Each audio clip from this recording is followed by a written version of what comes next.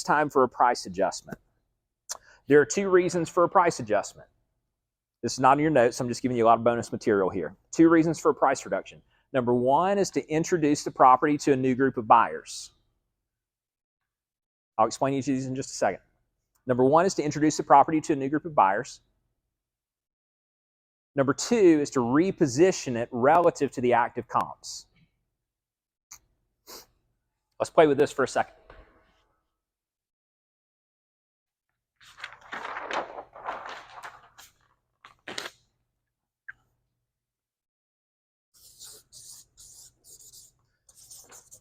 I have an $800,000 listing. Option one is I want to introduce this to a new group of buyers. You got to put your buyer hat on for a second, or put your buyer agent hat on for just a second. What most of you know is that buyers are going to search for homes in very predefined price brackets or price ranges. So around 800, there's a hard price point right here at 750, where you're going to see people searching on either side of that 750 number. So you might see 650 to 750. You might even see, like, sometimes you'll see 750 to $1 million. You might see 750 to 850. You've got all of these different things that sort of teeter on either side of this. You guys follow me here? Okay. If I'm at 800 and I reduce it to like 775,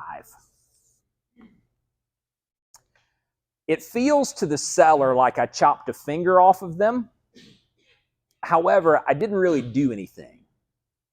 I didn't expose this to eyeballs who hadn't previously seen it, because all these people have already seen it. If I'm going down here to 750, though, I'm introducing it to the people underneath that. I'm introducing it to the 7 to 750. I'm introducing it to the 650 to the 750.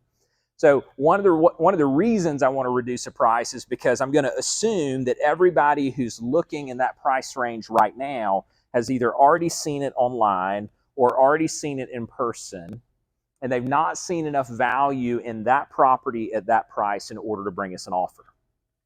I do see a lot of price reductions where, in this example, it'd be like 800 to 775, and the rationale for this is like, well, this might signal to people that we're willing to deal.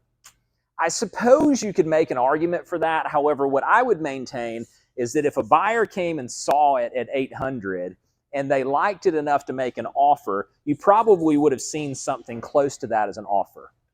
Would that be fair to say? Okay. So I'd really like to push you to think about getting price reductions into your next well-defined price bracket to expose it to a new audience. The second reason for the price reduction is to reposition relative to the active comps. So let's stick with this same example and assume that I'm in the bottom third of price when I listed at 800, and then next week 3 new listings come up in the same neighborhood and they're all less than 800. We all know instinctively I have a problem because I have 3 competitors listed below me now. Let's assume for discussion purposes that they're in reasonable condition as well. Now I'm out of position. The hard part for the seller is stuck in what they think their house is worth. So here's another little script for you, because I know we're way in the weeds and it's intentional. A little script for you is that every house has 2 prices. Every house has 2 prices. Price number 1 is what the appraiser thinks it's worth, and price number 2 is what the buyer is willing to pay. Number 1 is what the appraiser thinks it's worth. Number 2 is what the buyer is willing to pay. Now, what we all know is that most of the time those numbers are kind of close. In markets that are running really hot, the buyer thinks it's worth more than the appraiser does. In markets that are cooling, the appraiser might think it's worth more than the buyer does. The appraiser's looking at lagging data. Okay? Appraisers play a role in this. I'm not dogging them. They're looking at lagging data, though. The buyer is making their decision based on what they believe to be most valuable at that moment in time in that market. Buyer pricing is right now pricing. The challenge we're running into is that sellers are thinking, Well, my neighbor sold their house for blank last year. Good for them. It ain't last year. That's not a script, by the way. You'll offend people if you say stuff like that.